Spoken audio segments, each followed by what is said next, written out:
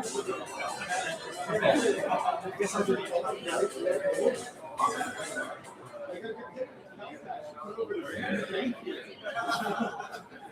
right, thank you guys. So let's go ahead and start. Hope you guys enjoyed the food. Welcome to Lunatechs event. This is our third event here. Yeah, woo, Lunatechs. All right. Woo! Thank you guys. Thank you all. So Lunatechs, we are a community. We are a tech enthusiast community. We are here to help everyone find your tribe of technology Lunatechs. What Lunatechs mean is basically a play off Mr. Beast. When he was learning YouTube, he said he sucked at it. He found some good friends that really loved it also, and they studied YouTube every day, all day. So that's how we feel on technology. We want to learn technology all together and really go into it. Change the world. So we all believe technology can change the world, and we hope you do too. And we're here to help you do that. So that's pretty much it. We do meetups. This is our what we call signature events with actual agenda and everything. We also do casual boba and tech meetups where we just meet at a boba or a coffee store and everyone just hang out and chat and help each other. We also do some hacks, some hikes and excursions as well. What else? Let's see. Join us. We are looking for more event organizers, community outreach people, event volunteers, a social media manager, web developer, a little bit of everything. Start a new chapter. Hong Kong is our first chapter. I'm going back to California over the summer, so Silicon Valley and LA will be starting up this summer, and we're really interested in if anyone wants to help us start in Shanghai, Shenzhen, Tokyo, or Taipei. We would absolutely love it too. Okay, upcoming events. We have a Claude Code workshop already in planning. The workshop, this will be a paid event, but the idea is that you'll be able to build an industry intelligence agents for your own company in the workshop. So you'll walk away from the workshop with a real working agent to help you and your team keep track of what's going on in your industry. We also have a collaboration with Cafe Hoppers. They're a small group that likes to visit different cafes. So we'll be doing a casual event with them where we share how to use AI to make better profile photos for your LinkedIn. And then we have another signature event that we're early in planning, but it's going to be AI virtual idols and influencers. So that's a really crazy topic right now. And then we have a field trip. We're planning to Shenzhen to go and search for robots. So that will be a very we'll talk about that later, but that's going to be a fun event. All right, so thank you to our partners. Thank you, Compass Offices. This is our third event with Compass. Yeah, thank you. We are so grateful for Compass. We would not be able to do this without them, as we're just a small volunteer-based group right now. Berkeley, how many bears are here? Go Bears! How many bears? So thank you to all the Berkeley people. Thank you to, where's William? Is he here today? William right here, our, what's the official title? President of Berkeley Alumni Club. So thank you for doing this with us. Berkeley people are awesome. Go Bears! And lastly, Paul Chen, also one of our bears. Paul Chen is the one that treated everyone to food today. So thank you, Paul. Thank you very, very much. We have hot from Bakehouse. We have pizza, and then we have some rice bunch too, right? I ordered another batch of pizza. Woo! Yeah. Thank you, Paul. And today's agenda, Jason, you guys want to take over? Yes. All right. So, hi everyone. Today is an event that's been long in the planning. It's about AI and finance, which we feel is very appropriate for us here in Hong Kong. So today we have four exciting speakers. The first one is me, and I will be demoing a use case that I first tried to do with Claude Agent, and it completely failed. I'll show you why, how it failed, and then I'll give you some hands-on experience or hands-on tips on how to use AI for use cases like creating a financial model. So that'll be the first one. And the next three ones are from actual practitioners. So we have Sandeep, who will be going through us with an idea of how to automate the end-to-end process of generating trade ideas, of filtering through trade ideas, and just working through the massive amounts of information and data that's present these days. And then we have our own very own Shelley, who's over there, and she is a very impressive quantitative researcher, and she will tell us how she uses Claude Code in her research field of using it to basically find factors. So I'll leave that to her. And then lastly, we have Dale over there, and he will show us some very exciting use cases around frontier of agentic trading. I think that's a topic that everyone is very much interested in. And then and then after that, it will be social and networking and good food. All right, so without much further ado, I will start. All right. Okay.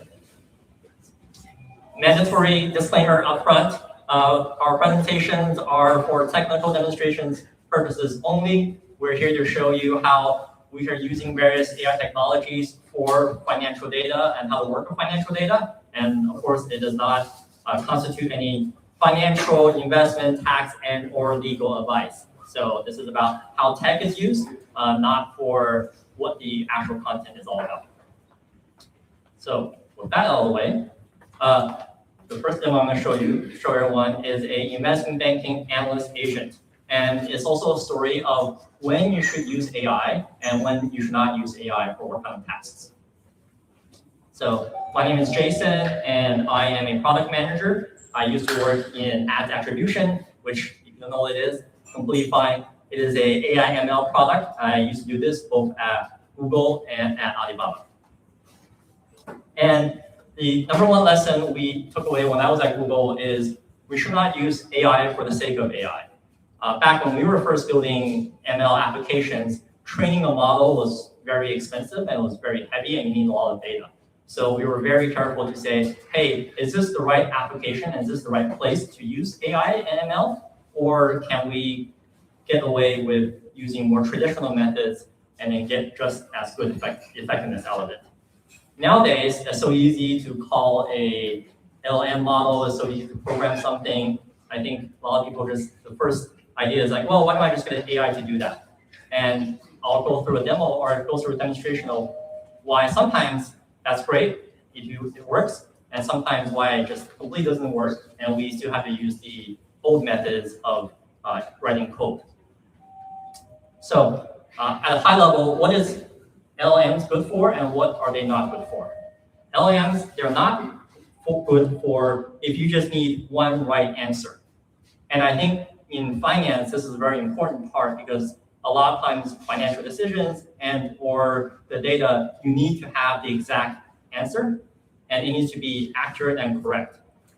What LLMs are really good for is if you need a variety of many possible answers, LLMs can go filter through that and give you all options on the breadth of data available. So what does that mean? Let me show you. So the example starts with, this is in the industry, we'll call this the Excel monkey, which I'm not sure who here has done or has people who know who are from investment banking background.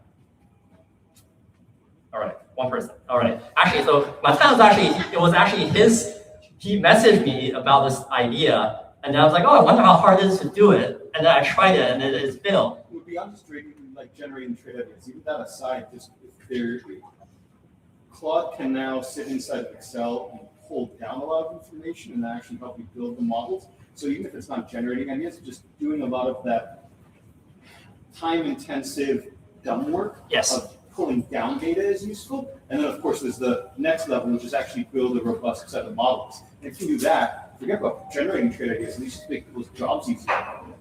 Correct. So so if you didn't hear, basically, a big part of the work on the average investment banking analyst is literally open these files from the SEC, look at the numbers, and then copy them into Excel, right? So this is what we call the Excel monkey. Every investment banking analyst does this. Every investment bank does it. So if you don't know what they look like, this is kind of what it looks like. This is just a photo from the internet. It's lots of line items. The blue items are for where you punch in a real number from the findings, and then the black numbers are numbers where you use a model or use a formula to generate. So this is what the output typically looks like. And so the idea was like, well, hey, this is something that's clearly highly repeatable. There's a process, there's definitely a correct answer and a wrong answer. Why don't we just let an agent do it? And that's exactly what I tried when Claude launched agents for financial services. And in their, and this is like no knock on Claude, but in their kind of press release, you can clearly see they had agents for building DCF models, you have agents for building LBO models, you have agents who were doing all these things that a investment banking analyst could do. So, and then when I tried to run it, it just failed completely. And I'll show you kind of a few examples of why it failed. Took this screenshot today just in case Claude updated the model and it basically said, hey, why don't you just build me a three-statement model for Apple for the last 3 years? And then basically it told me, oh, I failed to fetch the data from the SEC. And then now I'm going to work through a complex response that takes over a minute as it tries to navigate through the SEC website and basically go find Apple. Right? And then, so it works, it tries really hard and keeps on doing that. And then basically it finally found the 10K. I was like, okay, great, I found the 10K. Now I'm going to try to open it and I'm going to read it. And this is what happens, is because the 10K is such a large document, it basically ran out of tokens. And then ran out of tokens and say, well, here, let me try to figure out, like, okay, maybe some parts I don't need. Maybe I need to go find the really important parts. So it keeps on trying to work through that 10K, trying to work through that 10K. And then basically it ran out of credits and basically ate through all my credits for one day just trying to process a 10K from the SEC. So I guess in ideal use cases, works great. But in practice, often doesn't work. So I had some extra credits, so I just logged onto a different account. And then I'm like, okay, well, here's the previous context. Please keep on working through it. It finally worked through it, and then it produced an Excel model for me. I'm like, okay, fantastic. I open it. I'm like, okay, top line, the revenue numbers, all match. I go down here, and like, what is this? Like, where did this number come from? Like, where did this come from? They're like, oh, I found this somewhere. And then I open it, and I'm like, oh, it doesn't come from anywhere. So, quick moral of the story. This is a classic case of extraction versus classification, meaning that when you ask the LM, say, hey, what is the cash position of the company? It's going to pick from one of these, and it's going to pick, and it thinks any of these is the correct answer, right? Because any of these could be the correct answer. It doesn't really care about it being 100% accurate. So LM's are really bad at extraction. It extract one answer, it doesn't extract a complete answer. And then so basically, this is a classic use case of, let's just use our good old friend Python code. It's fast, it's deterministic, there's no token cost. It's gonna work every time. But here's the other part where LLMs are really good, is if you say, hey, give me the revenue for this company. Well, different companies have different names for revenue. And this is where LLMs are really helpful because LLM knows all these things are actually different ways of saying the word revenue. So you give LLMs a list, you ask them, hey, please pick from this list. LLMs know exactly what to do. So in our demo, basically I'm using the LLM for matching things. It's also for recognizing that between the years. So for example, sometimes as companies evolve, they add new line businesses to their business, their SEC filing will change. So the LLM is very good at recognizing that, Amazon started this new business called AWS. And then so this is kind of the backend for this demo that I'm going to show you. Basically, we fetch from SEC, we parse the data, we try to build a tree or a data structure to be exact. And where we have problems, we use the LLM to troubleshoot that data structure. We have a verification engine that basically verifies it at the backend, and then we render it. So, and then I tried this generalized process across a bunch of different industries. So far, so good. Very highly repeatable. We had one outlier that I don't know what happened, but I'm going to keep on troubleshooting it. So now I will give you a demo. All right, cool. So this demo, as you can see, fantastic. This is everybody's favorite screen. You just basically come here and company, I'm going to use Apple, and somebody else tells me to do a different company. So yeah, so it has a search. It goes to the SEC, fetches all the filings. Okay, all right. And then so now what's doing is basically going and pulling findings, and it generates the Excel sheet. That's how quick it was, because it didn't find any errors with the pattern. So you can open the Excel sheet, and there it goes. So this is a bit bigger. So basically what it found is it takes the most recent year and it shows you that, okay, this is how the company classifies revenues, and then it goes back and it tries to match all the revenues going backwards, and it does that across all of the line items. So it does the balance income statement, it does the balance sheet, it does the cash flow statement, and very importantly, it does the financial checking and it makes sure that everything in the financial model is working the way it's supposed to. So if you have time, try it. It's sec-demo@mightwork.tech, and then you can just put in a ticker, and then you need to share it with your Gmail. Just click on share, and then it will share with you on your Gmail.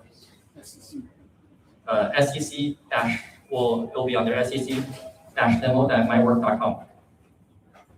So yeah, so in the summary, basically, wrong one. In summary, use AI for AI tasks, and then for other tasks where we have really good tools already, just use that. And then, yeah, that's my demo.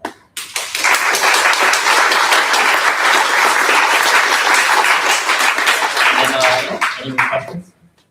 Yes, please. You just said like the part where LM will select the genesis from three of the control. However, if you try to change the temperature parameter to 0, you're going to pick the most likely outcome. Right. So I think that's a very excellent question where it picks the most likely outcome. But I think particularly for finance applications, I think that's a judgment. If you feel like improves the accuracy.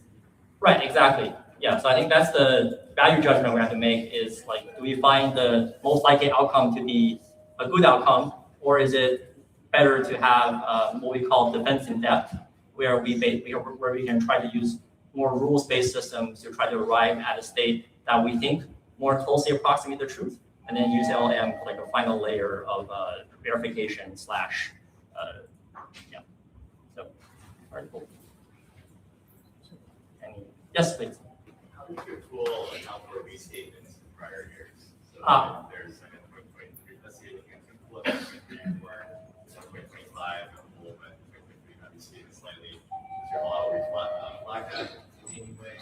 Or yeah, so excellent question is about restatements, which very happen. And restatements is actually where the LM is actually useful. So how the model works is it parses through both the account names and the numbers, and it tries to match those two. And then where it detects that the account names match, but the numbers don't match, what it will do is it will make a secondary call to the actual parts of the notes to the consolidated statements to find out what happens. And if there is a restatement, it basically keeps the most recent finding, and then it stashes the difference into like a other column. So there could be other ways of doing it. It's just for this particular purpose, I just did it that way and just keep the balance sheet balanced. So Jason, it was very quick when you were running the demo. So there was no LLM involved when you're actually downloading and building the model. Correct. So yeah. Why was there no LLM calling this particular one? The LLMs in this particular case is only activated if it detects what I call like a invariant. So what it means is it goes to the SEC website and it fetches all the data, right? And then it fetches all the data. It tries to construct a model deterministically first. And if it constructs a data model deterministically first and it passes the validation criteria, then it skips the LLM. And then it just goes forward with that. You could add in a manual step or manual LLM step in there just to improve the accuracy, right? That's the thing. But I think for your application of choice, if you already has a set of rules that it needs to pass and it passes in the first run, up to you if you want to like insert an additional LLM step in there. It's funny you said Claude could not do it. So there is this tool called NX. Mm-hmm. It means end Excel, right? and they sell a $400 a month tool. Also for It fails equally spectacularly. Oh, okay. Well, this is free for now until I run out of credits on my LM account, so feel free to use it. Yes. Just wanted to mention that what you said about the top of finance was the initial experience, but this company is not stupid and also they have big customers. What they did is exactly what you said. They reduce the temperature, they make it more deterministic, and now they build the reasoning to use as much as possible Python tools. Right. So right now, top of finance is working very fine, but they did exactly what you said, and they have to learn it on the fly and do it quickly. Correct. What was it? So what tool? Top for finance. It's Claude for finance. Yes. Yeah. So they just this I think is they've open sourced the whole yes. repo for. Yeah. So there is they just launched it May 5th this week. So Quant Agent for Financial Services, and that's the tool I try to do this. Needs a little bit of fine tuning, but after that it'll get you there. And I think I'm out of time. Then out of time, right? Yeah. Okay. Great. Well, thank you so much for your time. And then if you guys want to stuff, let me know.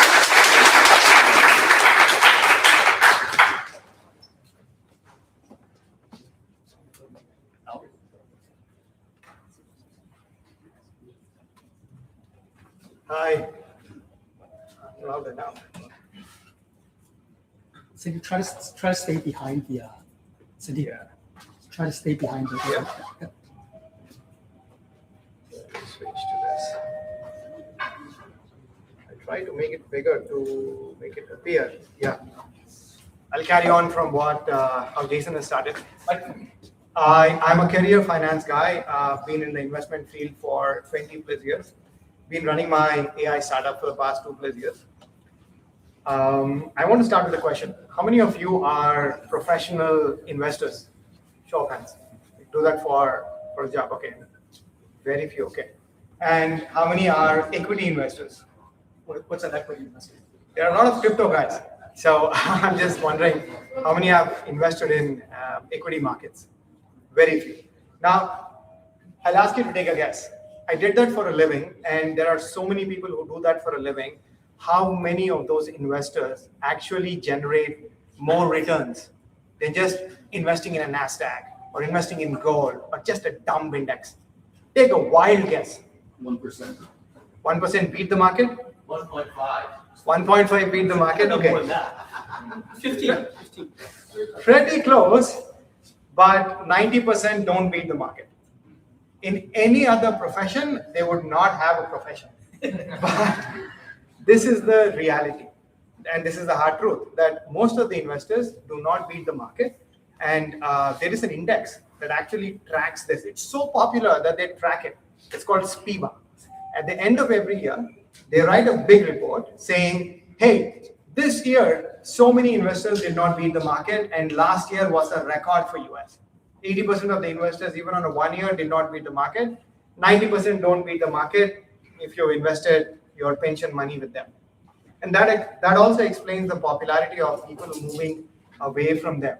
So people are looking for alternative ways to invest. So buy ETFs, and thank you for attending my TED Talk. Yeah, pretty much, yeah. The talk is a little more than that. Can you do better than ETFs? Or here, if you go look into the number of ETFs that they are available, if you look at the stocks in a market, the number of ETFs come pretty close to that. There are about 1,000 ETFs in the US market. Similar amount of ETFs in Hong Kong and India markets combined. So even if you want to buy ETFs, you will be stuck with the same problem. Which ETF do I buy? A thematic ETF, a market ETF, a contra ETF. There's so many options. Agents, the third option. Can you trust your money to an agent and see if you can beat the market with an agent? Now, I wanted to show a website where the agents are ranked by how they have performed over a 3 or a 6 month time frame. It's called Stockbench. They've run an analysis of the top agents and the top LLMs. The one that came on top of everybody is a Chinese LLM called Kiwi. They ran this for 3 months. It generated a return of 1.2%. During those 3 months, NASDAQ did 7.4%. So basically even agents are far below what even an underperforming fund manager does these days. So agents can't beat the market, but I believe that if you have a system and use the code agents and the tools that we have, you'll get pretty close to narrowing the gap and probably even having a better control of your investment. Now, this is what I came to talk about, that there are a few things that you can do that doesn't cost money, a few processes that you can put in place, a few skills that you can use that will quickly give you an understanding of what's going, what's moving, how to ideate, what to research on. So I have a platform called Finsight, where we do deliver outlier sort of reports. We believe that is where the ideation starts from. But the next stages, which are digging deeper into stocks, which is fundamental research, and even ideating and even doing trades, that has to be the responsibility of an investor. This is basically my system where we ideate in one bucket, and then we have a sort of a research stack to do deeper research. I'll have a few demos that I'll show you. And yeah, if you want to scan it, you can send a message to my WhatsApp, and I'll give you a free code that will give you this outlier sort of a service for about a month or so. I'll put this after the talk anyway. In the meantime, let me open a few things. Cannot see here.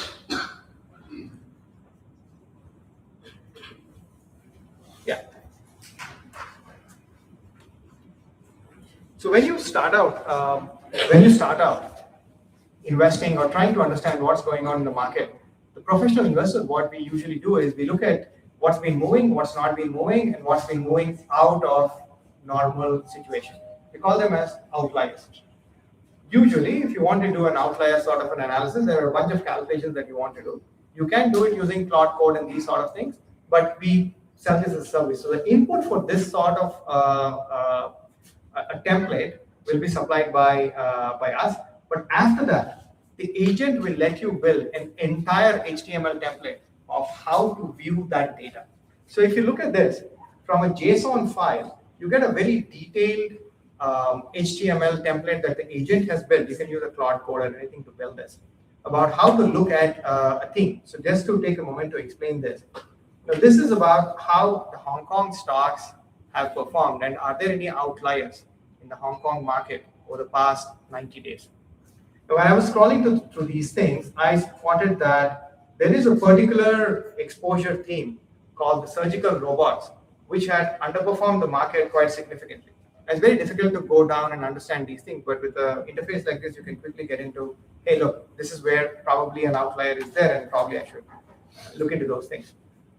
And from here, you're basically seeing that, look, this theme has underperformed the market quite massively. And there is also a flow momentum statistic, which sort of indicates that it's not the worst, but it's still not in the greens. And some more details on which particular stocks have actually either outperformed or underperformed. Now, this is linked to Google Finance, which I think is a very fabulous tool these days for doing individual stock research. So this template is directly connected to Google Finance. I can just click it, and it takes me to the Google Finance page with competitors and whatnot. So this is the sort of sophisticated tooling where you can just take an outlier sort of an analysis that is provided by any provider and go all the way into understanding the trends of what has performed, what has not performed, and probably you'll find some investment ideas over there. Now, once you find out a space that you're interested in, let us say I'm interested in this space, and I want to dig deeper. This Microport Scientific stock has not performed that well, but let me quickly understand why it has not performed that well. The easiest thing one will do right now is go to a Perplexity or a Google Finance and then just type it in the query, saying that, hey, this stock has not performed. Tell me the fundamental drivers, what has happened, and maybe it's temporary, maybe it's got some earnings downgrades and stuff like that. It will throw a bunch of text at you. And 6 months down the line, you will lose complete track of what research or what you have done in the past. So this is why you need to be using some sort of an agent. Now, I don't even use Claude Code. I'm just using an old school VS Code or a cursor and still be able to do much of this sort of analysis. And that's what I'm saying, that you don't have to use the Claude Core or the paid version. Any agent will do to store your memories and do these sort of research. I have a skill that I've written for doing news analysis. Trying to go to the skill window.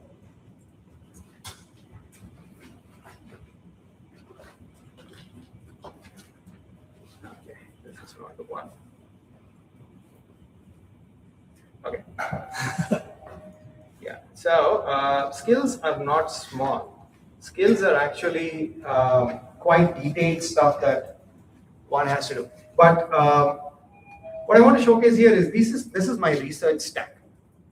You don't have to learn or buy any tool.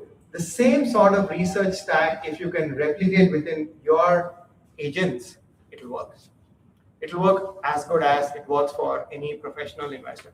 So if I go to my research stack, I have a place where I store my research, which is what I'm thinking right now, what I want to do. And there is a place where I have a wiki. The wiki is basically what is popular these days, where you dump something in the sources and the agent will pick it up and categorize into topics and build your own wiki for that particular topic. So after a lot of trial and error, what I figured out is this is the sort of research stack that closely replicates how an analyst would think. Once you have this research stack, it's still very text-based.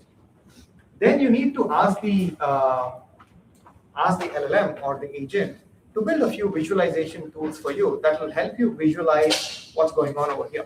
One of the tools that I've asked today morning for the agent to build is to build a visualization for my news research. And it had built a visualization for my news research, and this is what it looked like.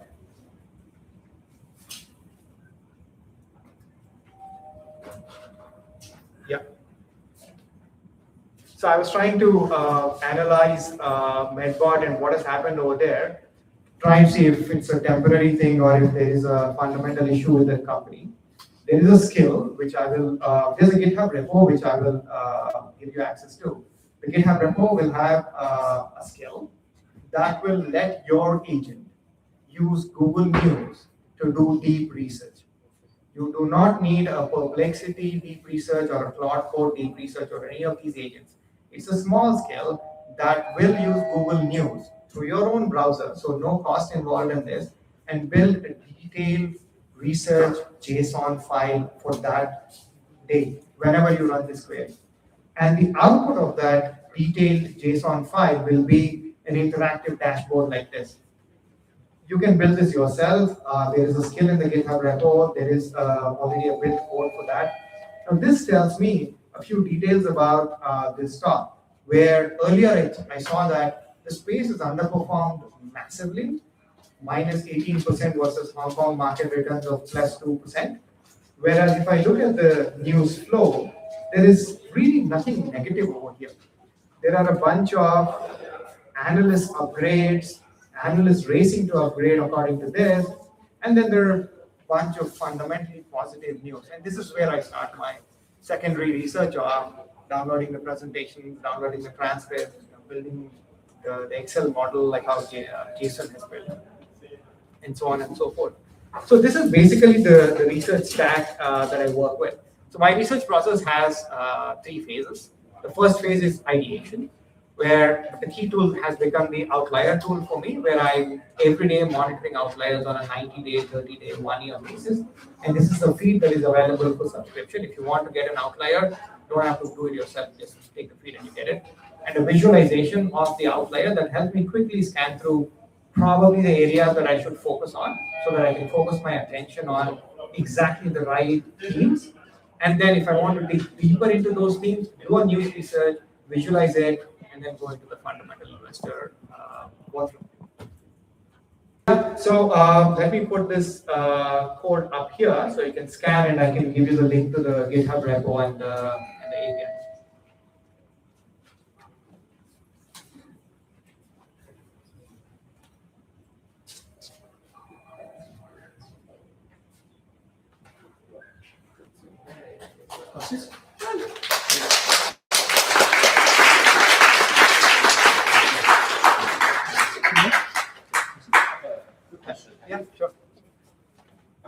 suppose doing this kind of scan, you will get many ideas each day. Have you tried to backtest all these ideas? Yeah. Using your scorecard? Yeah. So again, unlike a trading tool, this is a fundamental tool. So there's a lot of subjectivity sort of involved. The idea over here is you will hopefully define the way you invest. So the backtesting here is really easy. What we are doing is, if I look at the exposure themes, sort of what I give out. So every stock is classified as belonging to one of the 600 themes. And these themes are SUV or luxury goods and stuff like that. It will usually throw up about 20 to 30 themes that fall into these outliers. Maybe you will focus on 5 or 6 just because of your own familiarity with that, right? And when you backtest, again, you ask the agent to backtest on a 1 year or a 3 year basis. Now, it's not a quant tool for you to obviously buy the top 20% bucket and then short the bottom 20% bucket.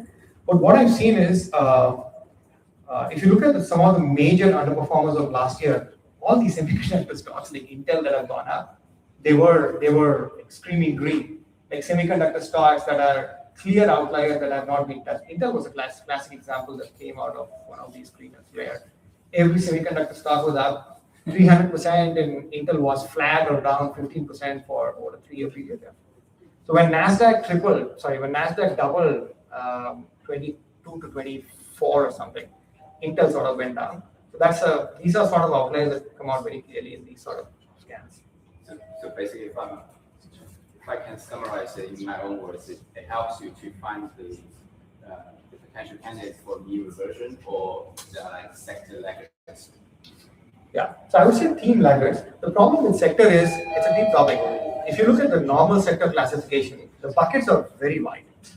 Right? The internet bucket would have a food delivery guy, an Amazon sort of a player, very wide. So you need to go a little deeper. So that is where the themes comes in. If you look at even the base classification of sectors, there are less than 100 sectors in the world. And you have to go deeper than that. So first level is you have to invest your time and create those themes so that you can be granular in finding these outliers. Otherwise, it won't work. Any other questions? Great. Thank you so much.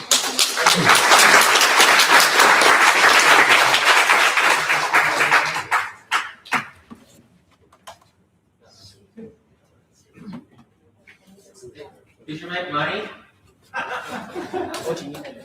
Well, I did that for a living, so.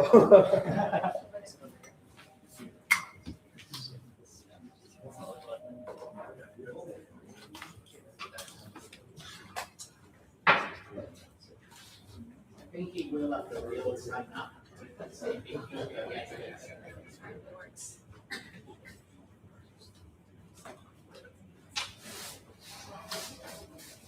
All right, thank you everyone for joining today. Thanks for Jason and also Sandeep for sharing. It's like very thoughtful, and also it makes me realize that I'm the 1% of the investor who underperformed the market by holding the SPX thing. But today I'm gonna share you a very intuitive idea of how you can use like transpose to actually see if we can predict the crypto or stock market.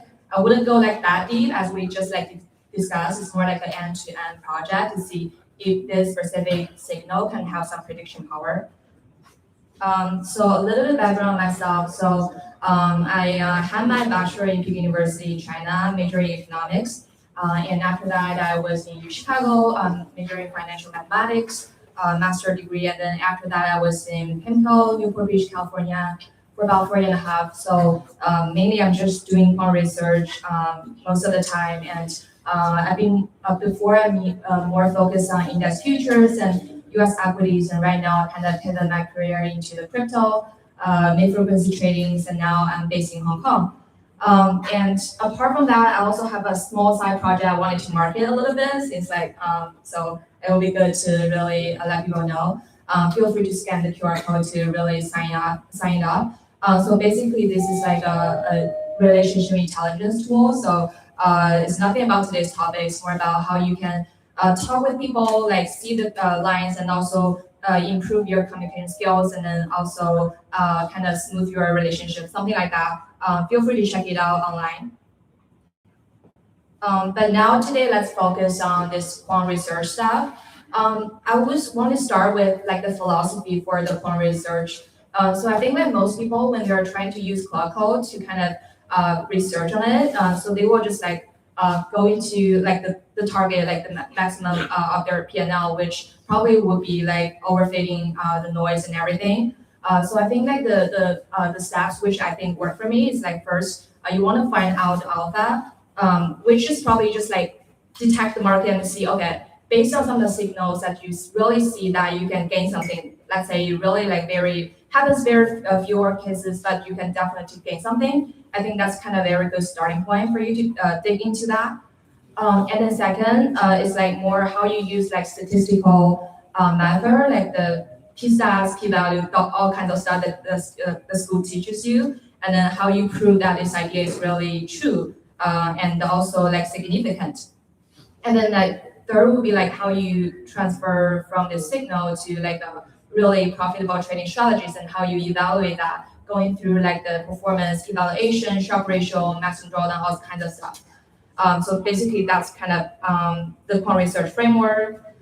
And so today let's like just like test a very specific idea. Like what if you just wanted to look at the Trump like a true social data, and you just want to use in Cloud Code to do this research, what kind of questions do you guys want to ask like in the first place?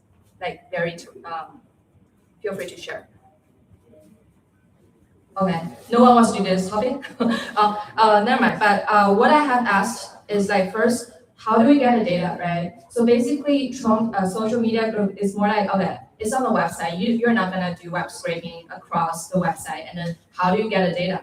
And then that's what I asked Cloud. And then I just want to do like a very interactive demo. Let's say just how do we get the data, right?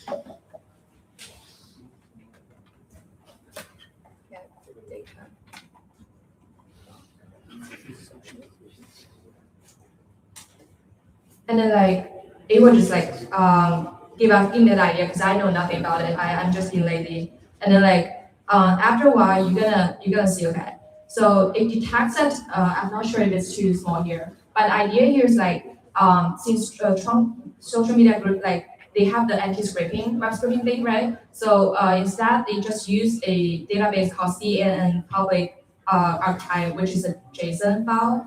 So if you look at it, it's something like this. So basically, it's more like you have each of the news. Sorry. So you have each of the news, which is in JSON file, and then you can see all of the contents over here. So it will be easier for us to analyze in our quant research. And then like other questions would be like what would be the prediction period, and also how do we measure sentiment, right? And then like how you really know, okay, if this is a positive or a negative thing. And also we want to download the data for BTC and also SPX to see how this news can actually impact different markets. And also does the market regime matter, whether this is, can we trade on this? Is the backtest profitable? Those are some like research questions I've been asked Cloud during this simple research. Basically, this is like the data that Cloud helps me download, like no effort from me at all. You can see that we have like some Trump saying, oh, stock market just hit an all-time high, blah, blah, blah. And then this is something like a sentiment, which is like a positive thing. And if we look at the next day, BTC and XPX price changes, surprisingly, the SPX actually is pretty flat or a little bit down, and then BTC is going up. But we wanted to kind of see if there's a pattern for the price change after this after this post for Trump. And then like we do like a sentiment analysis here, which is also how Cloud Code helped me to do this. Basically, we don't do any LLM, but no, we don't do any like the Cloud Code sentiment analysis directly because it's over like 33K codes, and I don't want, it's kind of token expensive, so I didn't do the thing. But instead, we use something called a Vader. So I'm not sure if you guys heard of it. I never heard of it, but this is my first time doing this.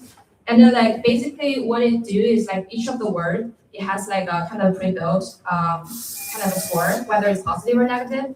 And then what we do is we kind of summarize across different words and weighted them, and then we have a score which is -1 to 1, right? And then like we define whether it's positive, negative, or neutral based on the score itself.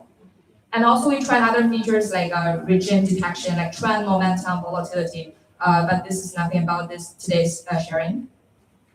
And after that, we will have like this structured data set, which are some of the features we tested, and also like the raw data, which is in the text, and the category, which is like whether it's geopolitics or this is tariffs or like market economy, and also the sentiment data that we grab just from the thing we used before. And based on this, and we're gonna like test out the signals to see, okay, if the signal we can just like it's kind of significant, right? And then like we do some like a sweep over here. If you see like the first line will be like, okay, no post at all. What will be the next day SPX price changes? And then like you can see there's like a mean, which is like it's like 8 bips, right? And then like the t-stats is not very significant, so the word is no. But if we just like increase the data score into like 0.7, which is like very close to 1, which means like this is like very positive. And then like we can see that the mean for the next SPX next day return will be something like 19 bips, and then the t-stats is like 2, right? Which is like significantly higher than before. But also like since I only download like a very small amount of data, so like the events here is only 73 times. But it's just like for us to kind of explore. And then like we also tested out, okay, how long are we going to hold this strategy? Are we going to hold 1 day or 2 days or 3 days? And then from this small analysis here, you can see, okay, 3 days, the mean is actually much higher than 2 days, higher than 2 days, higher than 1 day, and also the t-stat is higher. But then when you go to like 5 days or 10 days, the t-stats is actually going lower, which probably means like 3 days is kind of the sweet spot for us to trade for this strategy. And then like this is like a very small, like simple backtest that I've been doing using Claude as well. And basically it's just like, okay, there's a post. Oh, our massive trade deal with Japan has just launched, blah, blah, blah. And then like when Trump posts this and the sentiment is like 0.995, right? So which is like very positive. And then this happens on February 17 this year. And then like when our signal check saying, okay, we're gonna trigger it. And then we are gonna just buy the SPX at February 17 and then hold it for 3 days. And after 3 days, boom, we got like $52. And this is basically a very simple like trading rules that we have by the Claude. Yeah, and then like let's say like the final kind of comparison. So like if you look at this figure, we tested both like SPX and also BTC. And as you can see, like BTC doesn't work at all. Like itself, it actually crushes like over the last from September to like May. But also like after this filter, it actually get a little bit better, but still like it's really not like absolute alpha here. But for the SPX, something like interesting here is like this is like a very limited data. So like I grabbed the data from September to here only because I want to capture the October drawdown for crypto and also like March drawdown for SPX, right? And then like we can see during the market oscillation and drawdown, this strategy doesn't work as good as SPX. But when the market actually rebounds, like from this April and May, it works much better than the SPX itself. Again, that like this is maybe some like overfit, and also the data is very limited. So just like a simple toy model for us to explore more. And let me know if you have any questions or ideas. Like maybe this can be further researched. Yeah. So any questions here before I explore? Is this the real job that real project will work? Sorry? Is this the real project will work? Is there a separate project you're working? No, this is not working. This is just my toy model. I'm just like exploring outside of my work. This is really useful. So with revenue, for you to understand how much revenue to the revenue return this model. How much money you make for this one? Oh, so you can look at the blue line here. Like this blue line is like how much we gained. And also like this is like a monthly P&L. This is definitely overfit. But like from like last September to like this May, basically total you got like 22K while you based on 10K, I think, in the beginning, I forgot, or something like that. It's pretty clear. Thank you. But I mean, like this is definitely. I mean, the data is pretty limited, and also I'm pretty sure we don't do it in sample and out sample. So there's a lot of other things we need to explore. But it's just like a toy model for us to explore because you can also add other features. I'm only like explore like one small feature. So yeah. Other questions? Are you gonna keep working on this? It's like from my point of view, like betting on the stock market as a whole doesn't make sense. Yeah. So let's say Trump say bond you want, and you should buy like military stock. Right? Yeah. Right. So you're gonna work on this because I think it will work. It will work. Yeah, because like it really depends on like the scores, whether it's like pretty, like positive or pretty negative. Because like if you look at the market, especially last October when Trump said something like really, really negative, right? And then crypto market just crashes. And for the next 5 months, it's just like haven't really picked it up. So if you really look at that sentimental, and then you can just like probably filter out and using only the extreme part of the speech instead of in the middle. Those are like more noise in the middle. But I would say there's definitely some chances to trade. And also if you can combine with other features as well, right? Yeah, I was wondering, like, with this whole flow, like, you mentioned about using Claude. Yeah. How much is it that is using Claude itself versus like code? Kind of relating back to Jason's in the first statement. So basically, zero-line code built by myself. So like everything is built on Cloud. So Right, but yeah. in terms of the flow, like, I mean, the sentiment analysis, the factor analysis, and backtest. Sentiment makes more sense with LM. Factor analysis and the actual backtest, like, is it running code behind? Yes, basically, it's more like, okay, you have like an idea as for how to backtest it, right? And then you have some matrices of the t-stats and the p-value and everything I just presented. And then it will just like run everything into a Python script. And then so that is kind of reproducible every time you run it, like, and compare with different features as well. So basically it's all like scripts behind it. Okay. Yeah. So what I get is like you use Claude to help you produce those scripts. Yeah. You have the deterministic backtests. Yes, basically I think it's just like a tool for us to not write code at all. Have you tried this on any Oh, what politician? other ones?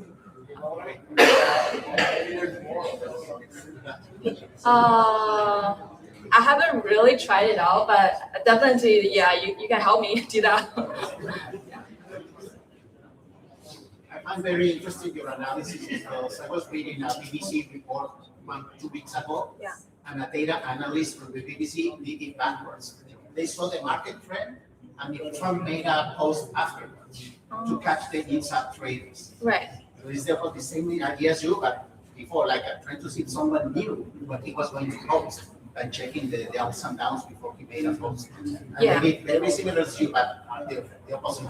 Yeah, I think that maybe this is a very good point as for maybe we can use multiple factors to screen out, right? Right now, I'm only using this sentimental thing, and you are telling me maybe, oh, if we look at the trend, if there's like a significant strong trend, maybe it just got me in reverse, right? And then we can filter out those trades, which we have like some strong trends before, and maybe we're not gonna trade that, or maybe we wanted to consider the direction or something. So yeah, I think that's a good point to kind of enhance the strategy. And actually, he got even better results than you, proving, yes, there's some clear evidence that there's inside trading on the White House. Yeah, I pretty much believe in that. How long did you work on this for, and what is your next step? This one is like 1 day, something. Yeah. And I mean, the PowerPoint is actually taking me more time. Actually, it looks really shit, like, because which means I didn't use the Cloud design here. I just using Cloud Code to generate the PowerPoint, so it doesn't really look too good. But I really want to showcase a little bit on my personal project, because like this is something I did using like Cloud design, so it looks much better. I would say it looks much better. So yeah, and this is something I've been spending more time, but cloud design, I would say just battery design, yeah, something really relevant.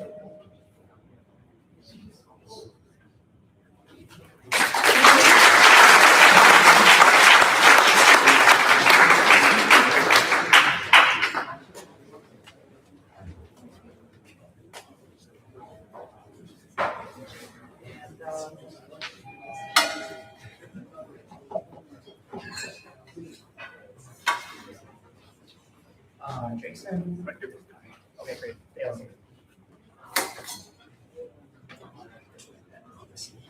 So we need a stretch or something for a second? Thank you, Natalie.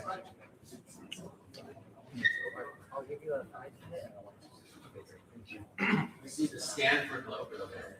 Yeah, I was just about to address that actually. Welcome to the bear's lair. No, I'm really in the bear cave right now. All right, if it's all good with everybody, I guess I'll get started now.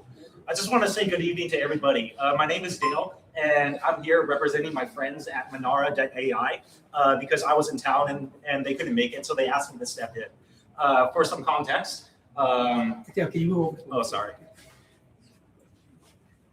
Yeah, for some context, Manara is basically an agentic AI agent that aims to streamline the workflow of all the different tools that retail traders use. So traders can use natural language to develop strategies, to backtest them, deploy them, ultimately with efficacy and a tool that basically scales up to the sophistication of the trader.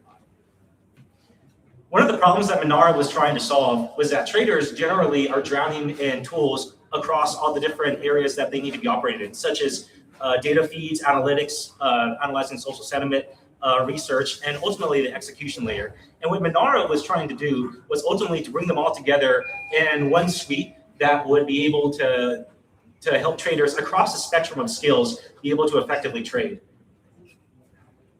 Ultimately, the Manara team came down with a suite of 4 tools, and we're going to be going through 4 of them today. The first one is a chat AI research engine that runs off of the DMind3 LLM, which is optimized for Web3. There's a strategy studio where traders can backtest and deploy strategies.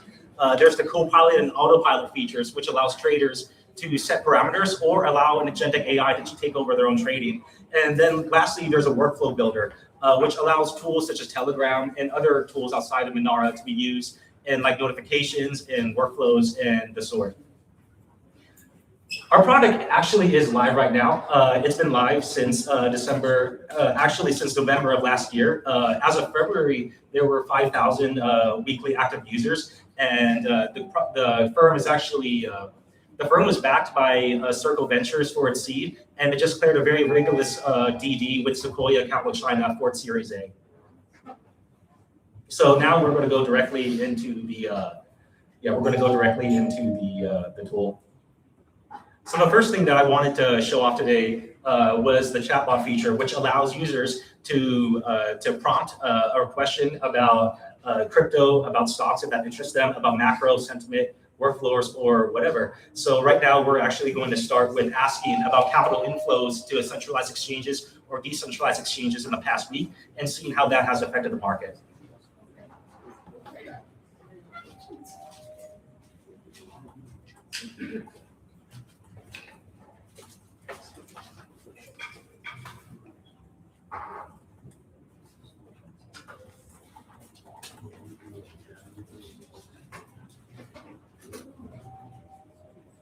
There's two modes for the chatbot. The first is a fast answer, and the one is for more quality and structured analysis that takes more time. But right now, we're just going to work with the fast answer.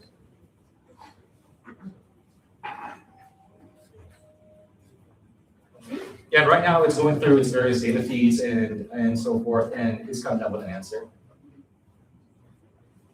What's the question?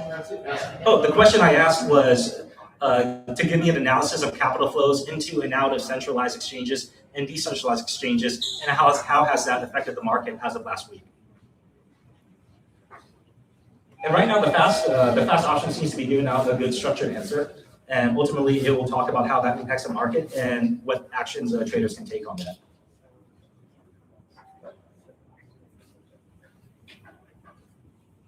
This question can be run again through the quality feature, which will give a more extensive research report in like PDF format, multiple pages and all that. But for the sake of time, we'll move on to the actual tool set.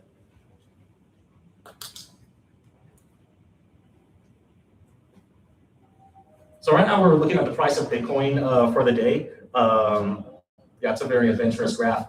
But anyway, the two features in this particular trading page, AI Copilot basically allows the user to set parameters and rules for their trade. It doesn't actually let an agentic AI take over it. It just sets like stop losses and other types of rules-based actions that will take action based on the market hitting a specific price point or whatever. That contrasts from the autopilot feature, which you come up with a strategy yourself in the strategy studio, which we'll see later, and you import it into autopilot and set parameters, and then you actually let the agentic AI trade for you.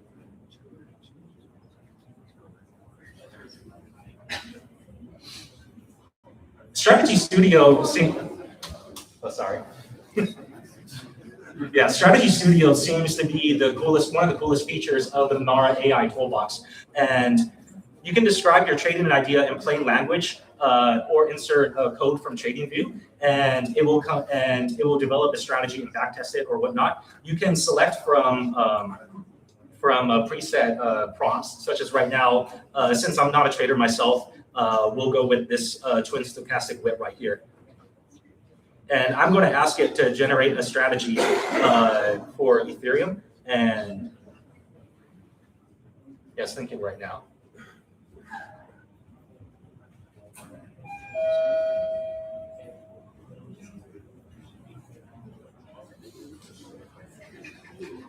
This isn't actually being deployed right now, but for the purposes here, I'm going to click that.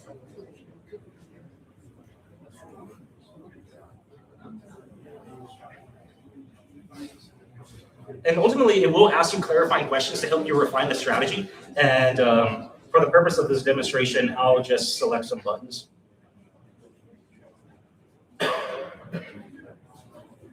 What's 10 times leverage worth? And also, you are allowed to, this does allow you to run back tests and paper trades and so forth. It's running the back test right now, and you can also do the paper trade simulation right there. And you can see the statistics for this particular strategy that it has developed. And I want to emphasize that you are able to input the strategy in natural language into the prompt, and ultimately the agentic AI will respond to the sophistication of the prompt.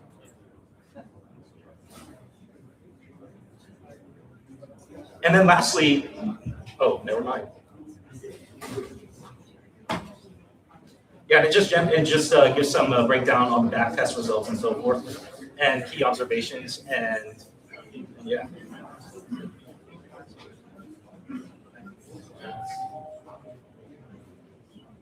And then the last tool set that I wanted to go over today was the workflow generator. Basically, what I have used this for was basically to just send alerts to my Telegram. And for example, I'll take one of these prompts right here, and I will ask it to send to my Telegram.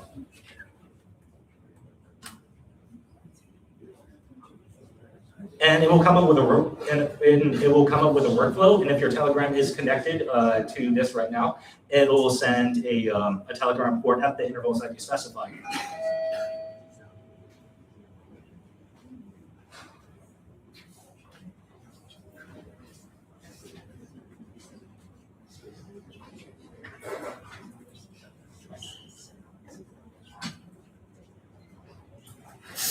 Yeah, I have prompted it to send me daily reports of the moves and on-chain activity of the top 3 holdings in my Minara wallet.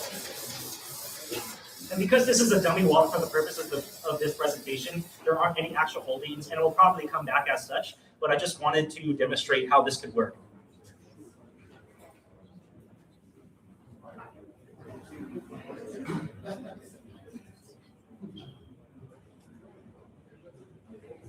And one thing that I've learned about using Minara is that Sometimes it inserts an email, a send email report when I have asked for telegrams. So sometimes I get both emails and telegrams, and this looks like it's going to be one of those instances. Yeah, and as I predicted, since this dummy wallet doesn't actually have any holdings, it's going to return that as such.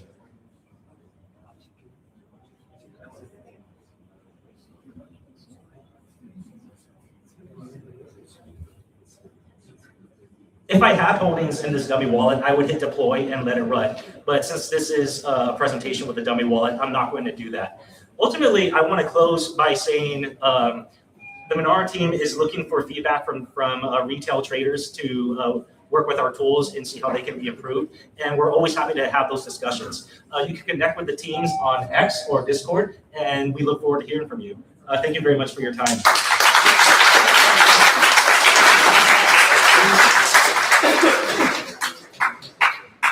Question? Yes. Is it limited to the data sources that it's programmed with, or can it access alternative data sources? Oh, it does access alternative data sources such as news articles, such as crypto feeds that are online, and even sources like Bloomberg that are public. The Bloomberg sources that are publicly available. Just to clarify, the LLM that it runs on is called DMind3, and it was developed specifically for Web3 markets and Web3 data. And we believe that this offers an advantage over more generalist solutions like Claude, just because it is trained on that specific data and ultimately integrated into these workflows. Okay, and then what's the cost for Tufter to use this tool? Can you say the question again? What's the price? Oh, I can navigate to the pricing page right now if you're interested. Just give me a ballpark. I think it's around $13 to $20 a month for the starter. For the starter tiers, and the professional tier, it goes up. And then for institutional, I can connect you with my team.